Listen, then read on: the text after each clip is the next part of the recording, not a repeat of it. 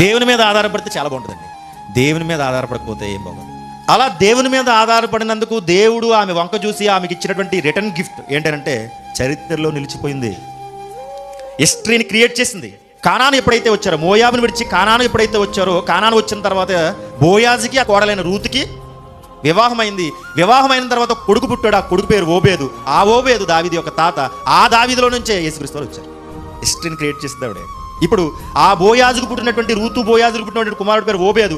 ఆ ఓబేదు రూతు కొడుకు లేదా బోయాజు కొడుకుగా కాకుండా నయోమి కొడుకుగానే సమాజానికి తెలిసింది. చూడండి అన్నమాట, నయోమి కొరకు కుమారుడు పుట్టాడు.